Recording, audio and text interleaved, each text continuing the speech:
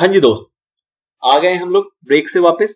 और इस पार्ट के अंदर हम एक बेहतरीन क्वेश्चन देखेंगे जिसके लिए कि मैं आपको चैलेंज दे रहा हूं कि आप वो क्वेश्चन को अगर आप मेरी मदद के बगैर सॉल्व कर दो सही सही, और उसको मुझे कमेंट में अगर बता दो कि हाँ हमने सही किया है, तो आप रियली में दिमाग से पढ़ रहे हो, पूरे फोकस के साथ पढ़ रहे हो और आपका रिजल्ट पॉजिटिव आने से कोई भी नहीं रोक सकता। बट उस सवाल को आपको आंसर देना है मेरी एक्सप्लेनेशन से पहले बिल्कुल सही, और मुझे कमेंट में जरूर बताना। उससे मुझे खुशी मिलेगी कि जो हमने आपको पूरा 3 यूनिट समझाया, पढ़ाया, डिटेल में उसकी चर्चा की, उसका कोई फायदा हुआ और आपने एक शॉट में उस जो बारीकी थी उसको पकड़ लिया और उसके बेस पे अपना आंसर सही दिया है। कौन सा क्वेश्चन होगा तो वो हम अभी आगे देखेंगे। तीसरे या चौथे नंबर पे क्वेश्चन आएगा जो कि आपका बेस्ट क्वेश्चन होने वाला है and which is a challenge for you मेरी तरफ से, और उसके बारे में मुझे जरूर आप कमेंट में बताना। ठीक है सर, बिल्कुल बताएंगे क्या दिक्कत आ गई। हमने बहुत तमीज से पढ़ा है और ऐसा कोई टफ क्वेश्चन बना नहीं जो हम इकोनॉमिक्स में कर ना पाए। चलिए सर, इसी कॉन्फिडेंस को मेंटेन करना है, लेकिन साथ ही में ओवर नहीं होना चाहिए। आपको पढ़ाई के साथ साथ ये कॉन्फिडेंस दिखाना है। बात करते हैं क्वेश्चन नंबर 17 की, पहले 70 की, 70 की। और वो जो क्वेश्चन आएगा तो मैं आपको बता दूंगा और आप उस टाइम पे वीडियो को रोक के पहले उसको सॉल्व करना, फिर अपना आंसर देखना और फिर आप मेरी एक्सप्लेनेशन को समझना और फिर देखना कि दोनों के अंदर सिमिलैरिटी आ रही है नहीं आ रही है, और अगर आ रही है तो big thumbs up to you all. चलिए sir, in economics when demand for a commodity increase with fall in its price it is known as. अरे सर, ये तो हमने पिछले पार्ट में कवर कर लिया था, 70 तक, 71 से शुरू करना है। क्या सर आप भी ना इधर उधर की बातों में ज्यादा चले गए, कोई बात नहीं। The quantity supplied of a good or service is the amount that, the quantity supplied of a good or service is the amount that. क्या मतलब है सर इसका कि क्वांटिटी सप्लाइड होता है किसी भी गुड से सर्विसेज का, इसका क्या मतलब है? Is actually bot during a given period eight a given price. अरे भाई साहब, ये कह रहा है क्वांटिटी सप्लाइड और ये खरीदने की बात कर रहा है, तो कतई महान है, ये तो कुछ ज्यादा ही महान हो गया। Producers wish they could sell at a higher price. कह रहा है प्रोड्यूसर जो है वो विश कर रहे हैं कि वो बेच पाते हायर कीमत पे, इसको हम कहते हैं क्वांटिटी सप्लाइड।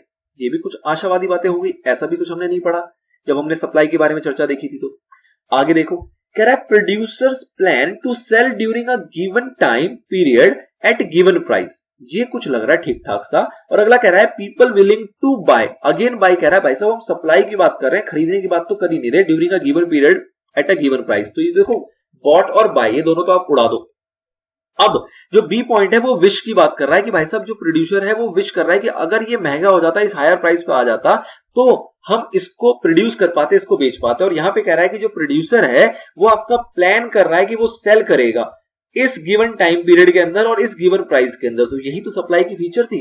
सप्लाई का डेफिनेशन ही तो कहता है कि क्या क्वांटिटी आप सप्लाई करने को तैयार हो किसी एक गिवन पीरियड ऑफ टाइम के अंदर at a certain price, eight a given price, तो उसी को हम कहते हैं सप्लाई। तो आपसे पूछा गया कहीं ना कहीं सप्लाई की डेफिनेशन एक डिफरेंट मैनर में कि quantity supplied of a good or service is the amount that, ये वो अमाउंट होता है। कौन सा अमाउंट होता है सर? ये वो अमाउंट होता है that producer plan to sell during a given period of time at a given price. तो ऑब्वियस बात है जितने भी ऑप्शन थे उसमें से बेस्ट आंसर है, और ऑप्शन क्या, यही इसका आंसर ही है।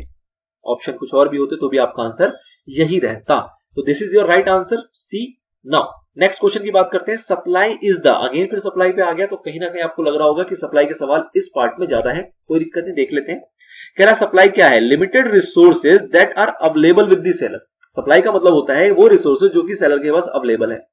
Cost of producing a good, supply का मतलब होता है कि कितना खर्चा आ रहा है गुड्स की प्रोडक्शन में।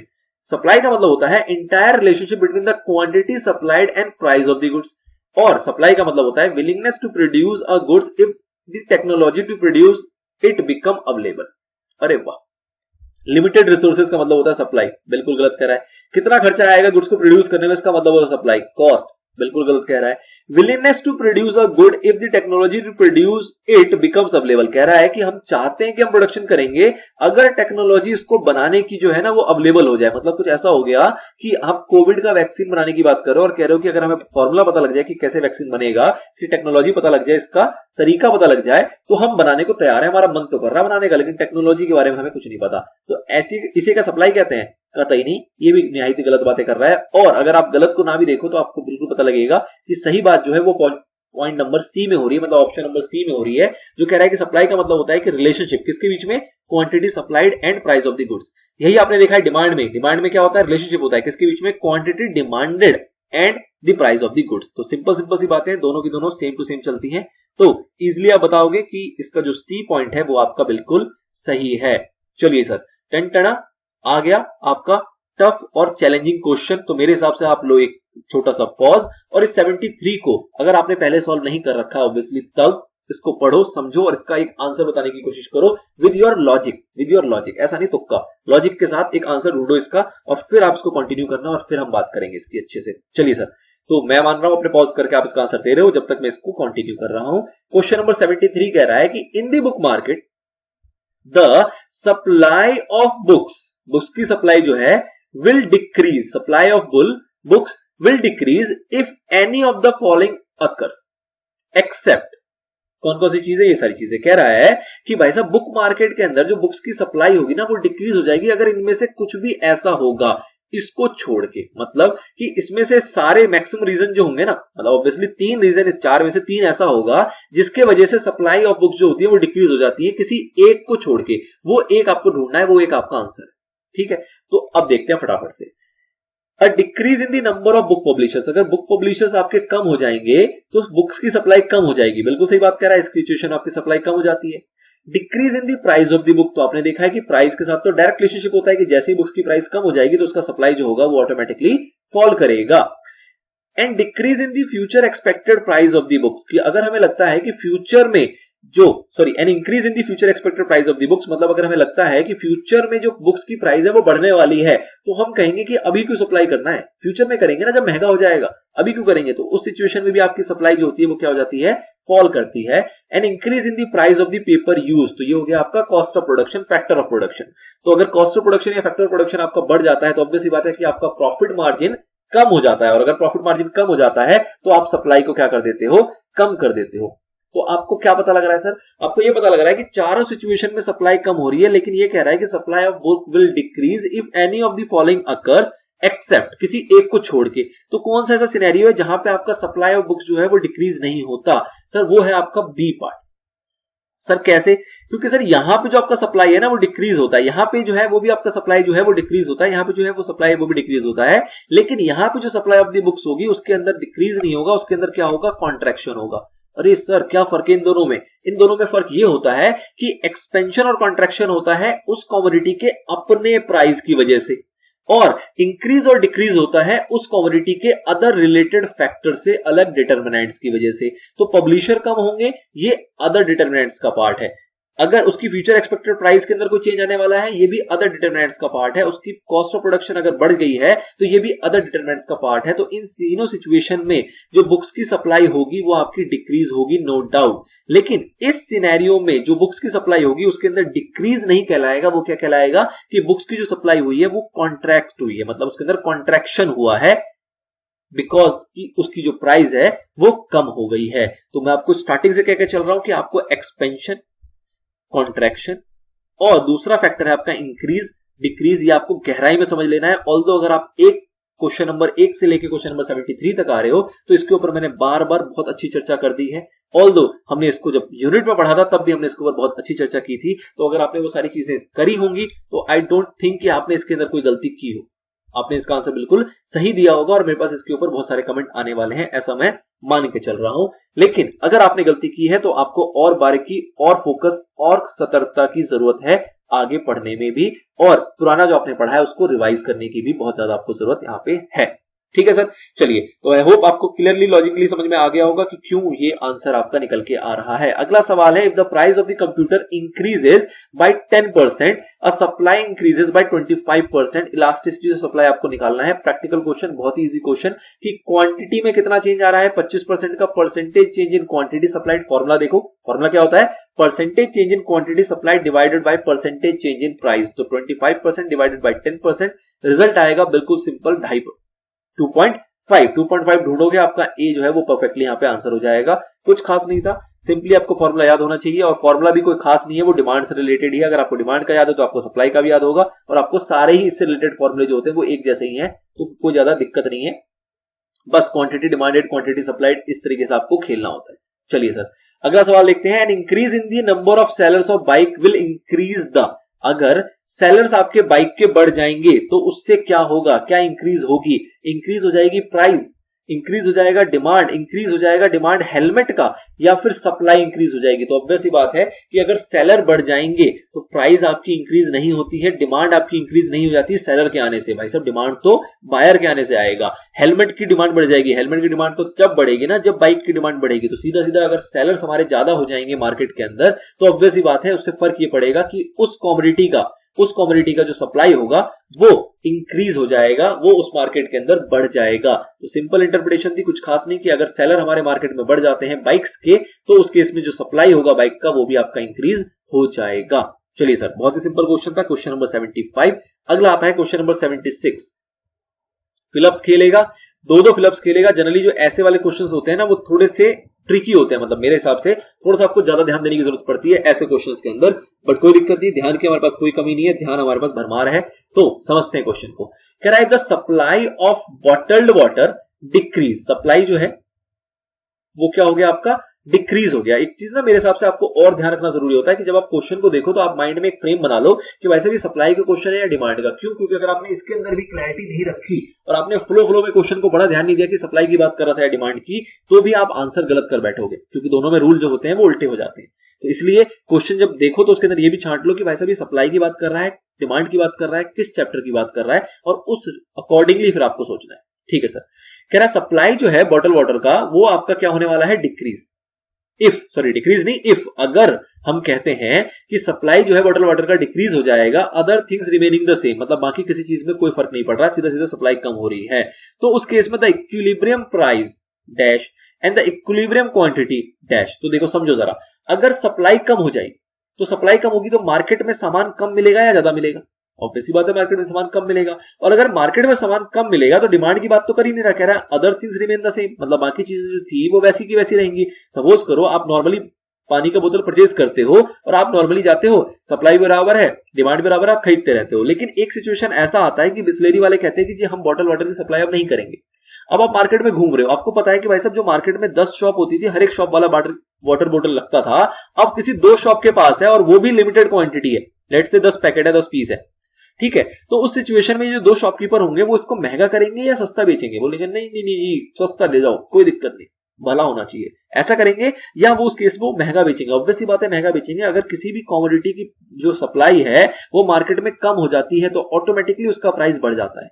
तो वही चीज कह रहा है कि उस केस में इक्विलिब्रियम प्राइस जो था, जो कभी इक्विलिब्रियम था, इक्विलिब्रियम कब था? जब सप्लाई और डिमांड आपस में मैच खाती थी, मतलब कि जितना सप्लाई था उतना ही डिमांड था, लेकिन आपने सप्लाई को कम कर दिया। तो जैसे सप्लाई को कम करोगे तो इक्विलिब्रियम की सिचुएशन आपकी बिगड़ जाएगी। डिमांड तो उतना का उतना ही है लेकिन सप्लाई हो गया कम, तो डिमांड जब उतना ही है और सप्लाई हो गया कम, तो ऑब्वियस सी बात है उस केस में जो आपकी कमोडिटी की प्राइस होगी वो इंक्रीज होगी। वो क्या होगी? इंक्रीज होगी। ठीक है सर, ये चीज समझ में आया। आगे and the equilibrium quantity, quantity में क्या फर्क पड़ेगा? तो भाई सीधी सी बात है, जब उसने सप्लाई कम कर दी तो मार्केट में सामान ज्यादा आ जाएगा कम आ जाएगा? ऑब्वियस सी बात है मार्केट में सामान क्या आएगा? कम आएगा। तो क्वांटिटी गिरेगी या क्वांटिटी बढ़ेगी? क्वांटिटी हमेशा गिरेगी इस सिनेरियो में। तो जो आपको ढूंढना है इंक्रीज और डिक्रीज, तो यहां इंक्रीज है यहां डिक्रीज है, तो आपका परफेक्ट आंसर पहला ही हो गया। डिक्रीज इंक्रीज होगा नहीं, डिक्रीज डिक्रीज होगा नहीं, इंक्रीज इंक्रीज होगा नहीं। तो आई होप आपको लॉजिकली समझ में आया। सप्लाई किसी की भी कमोडिटी की कम होगी तो अगर बाकी फैक्टर सेम टू सेम है तो इक्विलिब्रियम प्राइस जो भी उसका मार्केट प्राइस होगा वो ऑब्वियसली हाइक करेगा, इंक्रीज करेगा। और हाइक करेगा तो कमोडिटी तो ऑब्वियसली बात है फॉल करेगी, मतलब क्वांटिटी ऑब्वियसली बात है फॉल करेगी। क्यों फॉल करेगी? क्योंकि सप्लाई ही जब कम हुई है तो ऑब्वियसली बात है जो उसकी इक्विलिब्रियम क्वांटिटी थी वो बढ़ तो जाएगी नहीं ना। क्वांटिटी तो तभी बढ़ती है जब सप्लाई बढ़ता, सप्लाई यहाँ पे कम हो रहा है तो क्वांटिटी के अंदर भी फॉल ही आएगा। तो ये इंक्रीज है ये डिक्रीज है। आई होप आपको क्लियर हो गया होगा। आंसर होगा इसका एक। अगला सवाल है a decrease in the demand for cameras, other things remaining the same will. अब क्वेश्चन तो अधूरा हो गया तो आंसर से इसको कनेक्ट करना पड़ेगा। सवाल को पूरा किया जाएगा इसके ऑप्शंस के द्वारा कि क्या क्या ऑप्शंस हैं आपके पास। तो देखो जी ऑप्शन नंबर जो 1 है वो क्या कह रहा है? Increase in the number of camera spot, मतलब कि अगर डिमांड कम हो जाएगी, अगर डिमांड जो है वो कम हो जाएगी तो हम कह रहे हैं कि भाई साहब जो परचेज है वो बढ़ जाएगा। कतई उल्टी बात नहीं कर रहा, बिल्कुल ही उल्टी बात नहीं लग रही कि डिमांड कम हो रहा है लेकिन हम कह रहे हैं भाई साहब सेल बढ़ रही है, लोग ज्यादा खरीद रहे हैं। डिमांड कम होगी लोग ज्यादा खरीद रहे हैं, ये तो जस्ट अपोजिट कह रहा है। अच्छा, decrease the price but increase the number of camera what, कह रहा है कि भाई साहब अगर डिमांड कम हो जाएगी तो उस केस में जो प्राइस है वो कम हो जाएगी। तो ये थोड़ा ठीक लग रहा है कि हाँ प्राइस कम हो जाएगी क्योंकि लोग अब खरीदना नहीं चाह रहे आपके कैमरे को, तो आप उसको सस्ता कर दोगे, सेल में बेचोगे, सस्ता करके बेचोगे। लेकिन but increase the number of camera what, क्या उसकी जो परचेज करने की चीज है, मतलब जो उसकी जितनी क्वांटिटी में परचेज किया जाता था क्या वो बढ़ जाएगा? नहीं, ये भी जस्ट अपोजिट हो गया कि अगर डिमांड घट रही है तो कैसे आप ज्यादा बेच पाओगे, वहां पे नहीं बेच पाओगे। Increase the price of the camera, अच्छा जी डिमांड कम हो गई है, आप कह रहे हो और महंगा कर दो, कतई बावले हो रहे हो, वैसे ही लोग नहीं खरीद रहे, आप और महंगा कर दोगे और कोई नहीं खरीदेगा, तो ये भी आपको यहाँ पे विरोधी ऑप्शन लग रहा है। अगला ऑप्शन देखते हैं, decrease the price and decrease in the number of cameras bought. ये कहीं ना कहीं आपको परफेक्ट आंसर मिल रहा है, जो कि आपका कुछ अंश यहां का उठा रहा है और कुछ आपको एक परफेक्ट रिजल्ट प्रोवाइड कर रहा है कि अगर हमारी किसी भी कमोडिटी की यहाँ पे लॉ ऑफ डिमांड नहीं लगाना है, ऐसा सेम टू सेम क्वेश्चन हमने पीछे भी देखा था और वहां पे भी एक इंटरप्रिटेशन निकाली थी। अगर आपको वो क्लियर हो गया तो आपको ये भी आराम से क्लियर हो जाएगा। लॉ ऑफ डिमांड यहाँ पे नहीं लगाना है, ठीक है। सिंपली आपको देखना है एक नॉर्मल सिनेरियो के अंदर कि भाई साहब अगर डिमांड कैमरा का आपका डिक्रीज हो रहा है तो उस केस में सप्लायर क्या सोचेगा? सप्लायर सोचेगा कि चलो जिसकी प्राइस को कम कर दो ना, प्राइस को कम करके देखते हैं कहीं डिमांड बढ़ जाए, तो डिमांड बढ़ाने की कोशिश करेगा और उसके लिए पहला स्टेप होगा कि वो उसकी प्राइस को कम करेगा, नंबर वन। नंबर टू कि अगर किसी भी कमोडिटी की डिमांड घट रहा है तो इसका डायरेक्ट इंटरप्रिटेशन क्या है कि अगर किसी भी कमोडिटी का डिमांड घट रहा है तो लोग इसको कम परचेज कर रहे होंगे, तभी तो इससे समझ में आ रहा है कि डिमांड घट रहा है। अगर लोग ज्यादा परचेज करने लगेंगे तो डिमांड घटना थोड़ा हुआ, फिर तो डिमांड बढ़ना हुआ, फिर वो क्यों सस्ता करेगा? वो सस्ता इसलिए कर रहा है क्योंकि लोग कम खरीद रहे हैं। तो इसलिए decrease in the price one aspect कि भाई साहब अगर डिमांड कम होगा तो सप्लायर चाहेगा कि इसकी प्राइस को कम कर दो ताकि डिमांड वापस से बढ़ सके। और दूसरा, करंट सिनेरियो में क्या इसका रिजल्ट है कि भाई साहब अगर डिमांड किसी भी कमोडिटी का कम हो रखा है, इसका मतलब है कि लोग उसको कम खरीद रहे हैं, नंबर ऑफ कमोडिटी जो है उसकी वो कम खरीदी जा रही है, उसके अंदर भी फॉल आया है। तो मस्त और डायरेक्ट इंटरप्रिटेशन है। आई होप आपको समझ में आ रहा होगा। इससे ही जस्ट रिलेटेड सवाल हमने पीछे भी देखा था जो कि जस्ट इसका अपोजिट था। ऑल्दो आंसर का जो सिनेरियो है समझने का और उसको निकालने का वो सेम है, जो हमने वहां लगाया था वही कॉन्सेप्ट हम उसी तरीके के कॉन्सेप्ट को यहां पे भी लगा रहे हैं। अगला सवाल आता है क्वेश्चन नंबर 78। क्या कह रहा है? If the good growing condition increases the supply of strawberries, मतलब कि जो ग्रोइंग कंडीशंस है वो अच्छी है, वो बढ़िया है और उसके वजह से हमारी सप्लाई जो है वो इंक्रीज हो रही है स्ट्रॉबेरी की। And hot weather increases the demand for the strawberries, और वेदर जो है हमारा हॉट है जिसके वजह से जो डिमांड है वो भी इंक्रीज हो रहा है। मतलब देखो सप्लाई है वो भी इंक्रीज हो रही है और जो डिमांड है वो भी आपका इंक्रीज हो रहा है। The quantity of strawberries bought, तो उस केस में जो क्वांटिटीज ऑफ स्ट्रॉबेरी बॉट होगा वो क्या होगा? तो आप समझना है आपको बहुत ही बारीकी से, बहुत ही अच्छा और ट्रिकी सवाल। कह रहा है कि सप्लाई भी बहुत है, डिमांड भी बहुत है, तो बताओ क्वांटिटी पे क्या इफेक्ट आएगा? नंबर वन कि क्वांटिटी जो होगी वो आपकी इंक्रीज हो जाएगी और प्राइस जो है वो राइज भी कर सकता है, फॉल भी कर सकता है और हो सकता है कोई चीज ना हो। अच्छा जी, does not change but the price rise. क्या कह रहा है कि आपकी सप्लाई ज्यादा है और सप्लाई ज्यादा होगा और डिमांड भी ज्यादा है लेकिन क्वांटिटी में कोई चेंज नहीं आएगा। तो ये जो अपना इतनी सी बात बता गया ना, ये बिल्कुल पसंद नहीं आया हमें, ये बिल्कुल भी पसंद नहीं आया। क्यों? क्योंकि भाई साहब जब आप सप्लाई भी खूब दबा के कर रहे हो, डिमांड भी खूब दबा के है, तो क्या क्वांटिटी में कोई चेंज नहीं आएगा? क्वांटिटी में बिल्कुल चेंज आएगा। तो ये कह रहा है डू नॉट चेंज। प्राइस की बात तो सेकेंडरी हो गई, पहली बात इसकी पसंद नहीं आई, जब इसकी शक्ल ही पसंद नहीं आई तो बात ही खत्म, इसको हम आगे नहीं पढ़ेंगे, कंसिडर ही नहीं करेंगे। अगला वाला भी इसी का भाई है, ये भी कह रहा है डू नॉट चेंज, मतलब क्वांटिटी के अंदर अगेन ये भी कह रहा है कोई चेंज नहीं आएगा और प्राइस जो है वो फॉल हो जाएगा। ये भी कतई नालायक है, जो कि एक गलत इंटरप्रिटेशन दे रहा है। अगला कह रहा है इंक्रीजेस, ये बढ़िया लग रहा है। देखो सप्लाई ज्यादा है, सप्लाई जो है वो भी आपकी दबा के हो रही है, सप्लाई भी इंक्रीज कर रहा है। जो मार्केट में डिमांड है वो भी ड्यू टू हॉट वेदर आपका वो भी इंक्रीज कर रहा है, तो मतलब दोनों चीजें बाजार में जोरों पे। तो ऑब्वियस ही बात है क्वांटिटी तो इंक्रीज करेगा ही करेगा, इंक्रीज ये भी कह रहा है, इंक्रीज ये भी कह रहा है, तो ये दोनों के दोनों आपके सोचने वाले आंसर हो गए, सोचने वाले ऑप्शन हो गए।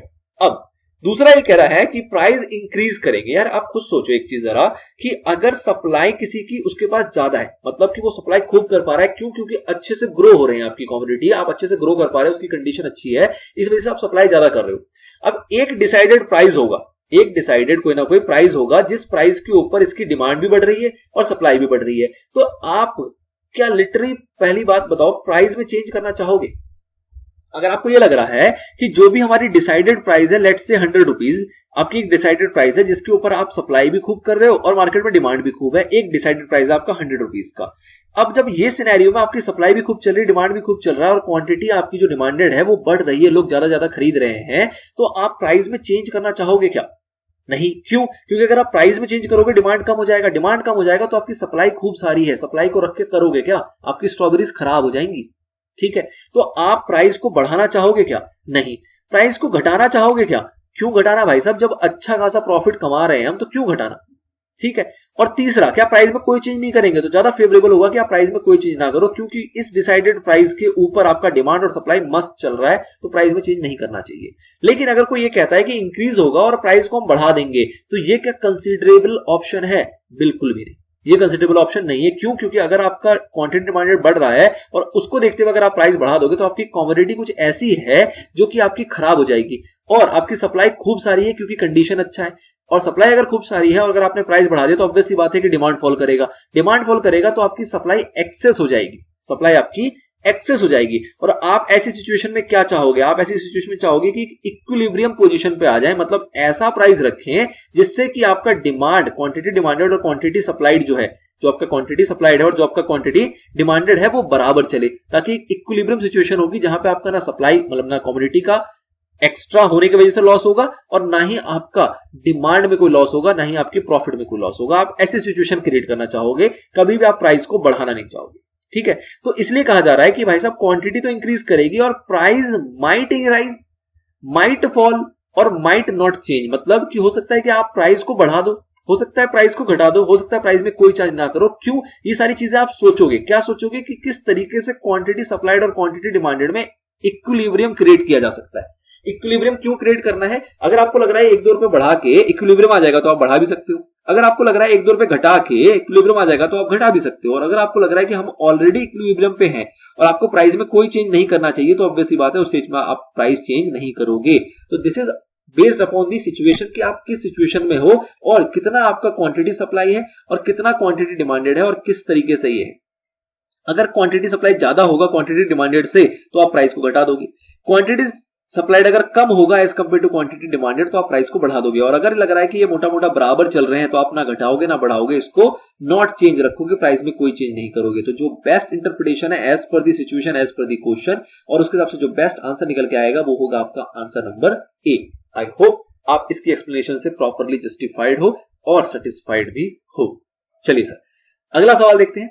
कंफर्ट्स लाइज बिटवीन, बताओ कंफर्ट जो होता है वो किसके बीच में लाई करता है? तो आपने देखे थे 3 टाइप के जोन आपने देखे थे। एक देखा था आपने नेसेसरी, एक देखा था आपने लग्जरी। तो आपने देखा था भाई साहब, पहले तो इंसान कहता है कि अपनी नेसेसरीज को पूरा करे, जब ये पूरा कर लेता है तो वो अगले लेवल पे जाता है और कोशिश करता है कंफर्ट जोन में जाने की, और जब वो कंफर्ट वाली को अचीव कर लेता है तो फिर कोशिश करता है वो लग्जरी में जाने की, ठीक है ना। तो इस तरीके से आपने इसकी 3 कैटेगरी देखी थी, इस तरीके से आपने 3 कैटेगरी देखी थी। अब ये कह रहा है जो कंफर्ट है वो किसके बीच में पाया जाता है? तो ऑब्वियस सी बात है ये नेसेसरीज का अगला स्टेप होता है और लग्जरी का प्रीवियस स्टेप होता है, तो ये इन दोनों के बीच में पाया जाता है। ये एक एरिया था प्रॉपर्ली जहां से आपको इसको आंसर को ढूंढना है, ठीक है। अब अगर आप ऑप्शन देखोगे तो बोलोगे इंफीरियर गुड्स, ये भी तो हमने पढ़ा है, लेकिन जहां आपने कंफर्ट्स की बात की थी तो वहां पे आपने इंफीरियर गुड्स वगैरह की बातें नहीं की थी। कंफर्ट गुड्स वो होते हैं जो कि नेसेसरी गुड्स की पूर्ति होने के बाद आपको उसकी आवश्यकता मिलती है, मतलब आपको उसकी आवश्यकता पड़ती है। जब आपकी नेसेसरी गुड्स आपके पास आ जाते हैं तो आप कहते हो कि यार अब कंफर्ट गुड्स भी अपने को चाहिए, और एक बार जब कंफर्ट गुड्स आ जाता है तब आप कहते हो कि अब हमें लग्जरी गुड्स की भी रिक्वायरमेंट है। तो इस तरीके से आपका रिक्वायरमेंट जो होता है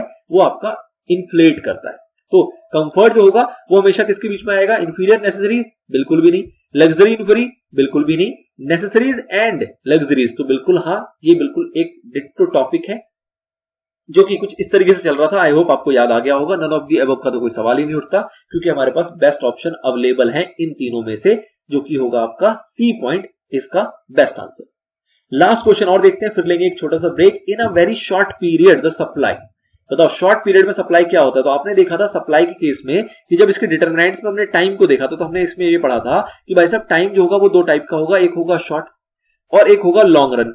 अगर हम बात करें लॉन्ग रन में, तो आपका सप्लाई का जो रूल है वो प्रॉपरली काम करता है। हम कहते हैं कि अगर लेट्स से कि कमोडिटी की प्राइस हम बढ़ा दें, तो कमोडिटी की प्राइस अगर बढ़ गई तो क्या आप क्वांटिटी सप्लाई जो होगा उसको तुरंत बढ़ा दोगे या लॉन्ग रन में तो पक्का बढ़ा दोगे? बताओ क्या लगता है आपको कि अगर हम प्राइस को बढ़ा देते हैं तो क्वांटिटी सप्लाई जो होगा वो तुरंत क्या बढ़ा पाएंगे?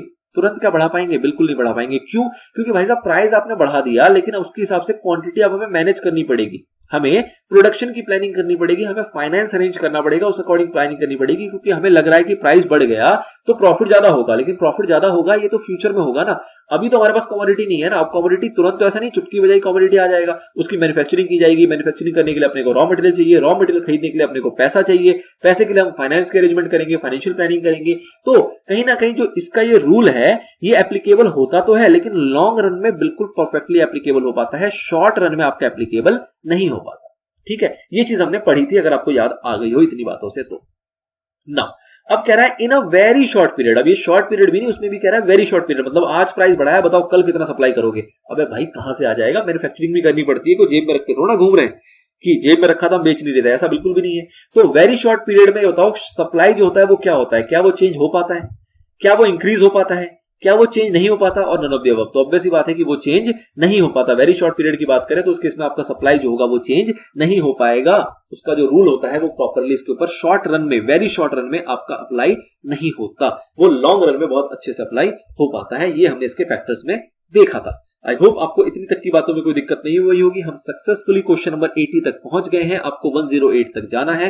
कुल मिलाकर 28 क्वेश्चंस और रिमेनिंग रह गए, जो बचे हुए पार्ट्स में हम कवर कर लेंगे। इसमें इतना ही, लेते हैं छोटा सा break. Till then stay connected.